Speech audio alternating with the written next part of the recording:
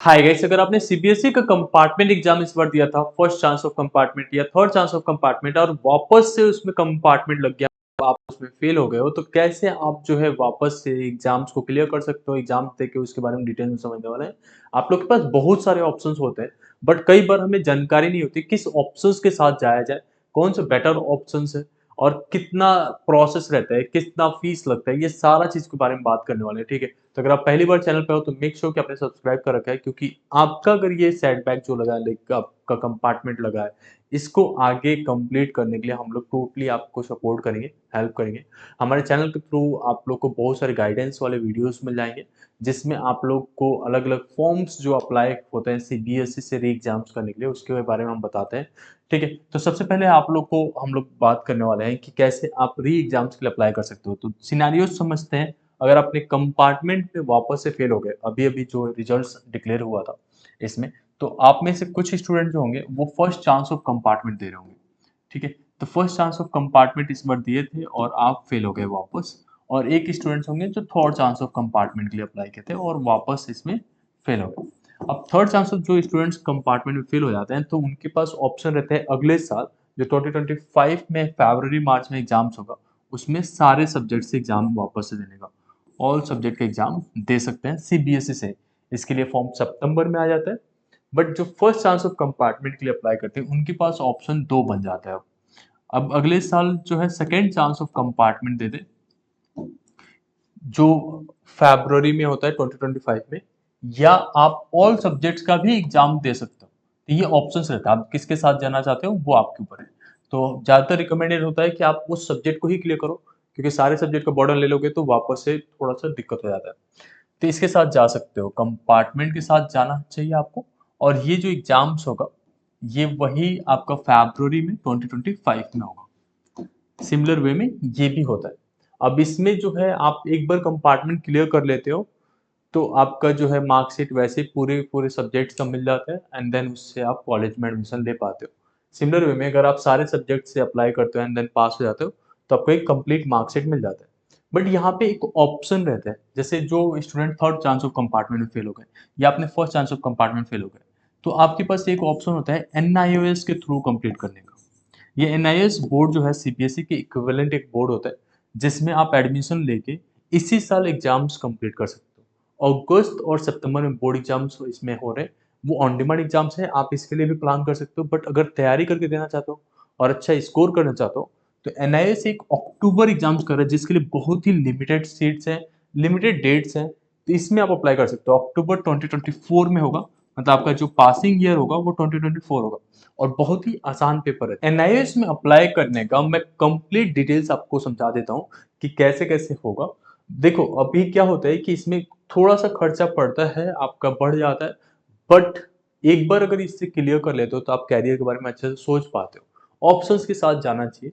अभी मान लो compartment clear नहीं हुआ, जैसे थर्ड चांस ऑफ कंपार्टमेंट के लिए जो स्टूडेंट्स अभी थे, अब फेल हो गए वापस से, तो अभी कॉलेज भी नहीं मिल पा रहे और अगले साल वापस से सारे सब्जेक्ट देना पड़ेगा। सिमिलर वे में अगर आपने सेकंड चांस ऑफ कंपार्टमेंट दिया और क्लियर नहीं होता एक साल बाद, तो वापस से आपको काफी टाइम तक वेट करना पड़ता है। तो बेटर ऑप्शन होता है कि आप कंपार्टमेंट के साथ साथ एनआईओएस का पेपर दे दो, और यहाँ से अगर बेटर परसेंटेज ऑफ रिजल्ट मिलता है, तो आप अच्छे कॉलेजेस में भी जा सकते हो। साथ में आप कंपार्टमेंट एग्जाम्स को भी देके क्लियर कर सकते हो। तो ये दोनों ऑप्शंस आपके लिए बेस्ट है। बहुत ही कम खर्चे में सारा कुछ हो जाता है, और इसके लिए हम लोग प्रॉपरली गाइड करते हैं। मतलब इसमें हम लोगों ने सारा कुछ प्रोवाइड कर रखा है। जैसे मैं आपको बताता हूँ, हमारे पास एक अल्टीमेट बैच है।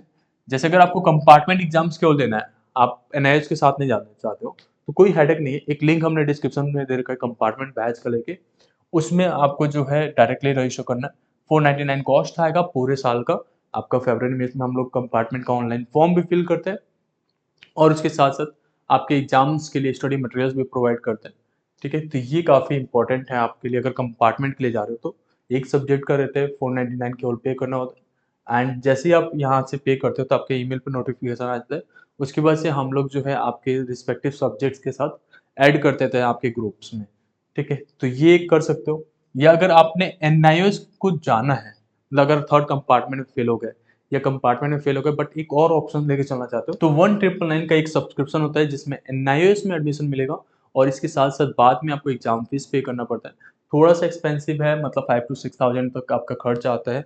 10,000 से अंदर ही रहता है, अगर आप सब्जेक्ट वगैरह चेंज भी करते हो तब भी, तो ये आप ले सकते हो। इसमें एक ख़ास बात ये है कि अगर आपका जो ऑल सब्जेक्ट्स अगले साल देने वाले थे, इसमें केवल 3 सब्जेक्ट देना है, 2 के मार्क्स ट्रांसफर हो जाते हैं और फिर आसानी से इसमें पास कर लेते हो। फिर अक्टूबर में एग्ज़ाम्स होने वाला है, बस कुछ ही दिन में इसका जो है डेट्स क्लोज़ हो जाएगा। 31st लास्ट डेट था, बट अभी एक्सटेंड हुआ है क्योंकि कंपार्टमेंट के रिजल्ट्स आने की वजह से। ठीक है? तो इससे आप एनरोल कर सकते हो, लिंक मैंने डिस्क्रिप्शन में दे रखा है। एनआईएस के एग्ज़ाम्स के लिए थोड़ा-सा और डिटेल समझ लेते हैं कि जो ये एग्ज़ाम्स का एडमिशन होता है वो ऑनलाइन होता है, आपको घर बैठे कुछ नहीं करना है, आपको डॉक्यूमेंट्स हमें शेयर करना है, बाकी सारा प्रोसेस हमारी टीम कंप्लीट करते हैं एंड आपको एडमिट कार्ड, आईडी कार्ड और हॉल टिकट जो होता है, वो आपको प्रोवाइड कर दिया जाता है और वो आप एग्ज़ाम सेंटर पे ले जाते हो और देन कंप्लीट करते हो। क्या पढ़ना है, क्या प्रैक्टिकल्स होगा, ये सारा कुछ हम लोग आपको गाइड कर रहे थे एक-एक चीज़ के लिए भी। ठीक है? तो एडमिशंस बहुत ईज़ी प्रोसेस है, ऑनलाइन हो जाता है। ट्रांसफर ऑफ क्रेडिट, जिसमें आपको मैंने बताया था कि 3 ही सब्जेक्ट का एग्ज़ाम देना है, तो इसमें 2 सब्जेक्ट तक का आप टीओसी करा सकते हो। ट्रांसफर ऑफ क्रेडिट की फैसिलिटी होती है। अब टीओसी कराने का मतलब क्या होता है कि आपका जो है सीबीएसई के जो मार्क्स, जिस सब्जेक्ट में आप पास हो गए हो, लेट्स से फिजिक्स केमिस्ट्री में पास हो, मैथ्स में फेल थे, तो फिजिक्स केमिस्ट्री के मार्क्स को ट्रांसफर करके फिजिकल एजुकेशन, इंग्लिश और आपका मैथ्स का पेपर दे सकते हो। केवल 3 सब्जेक्ट का आपको पेपर देना पड़ता है। और इसके साथ-साथ जो एग्ज़ाम्स होते हैं वो बहुत आसान रहेगा। मतलब आपका सीबीएसई जैसा ही पैटर्न रहेगा, बट इसके जो एग्ज़ाम्स में क्वेश्चन्स आते हैं वो काफ़ी ईज़ी रहते हैं। 11th के भी थोड़े से पोर्शन्स कवर होते हैं और 12th के काफ़ी पोर्शन्स रिमूव भी होते हैं। तो ये सारा कुछ एक साथ मिला के एंड देन आपको पढ़ना होता है और वो चीज़ें हम लोग बताते हैं, आपका सिलेबस वगैरह काफ़ी ईज़ी रहेगा और आसानी से क्लियर हो जाता है। इसमें एमसीक्यूज़ काफ़ी ज़्यादा आते हैं, फिल इन द ब्लैंक्स आते हैं, मैचिंग आते हैं। तो वो स्टूडेंट्स आसानी से कर पाते हैं।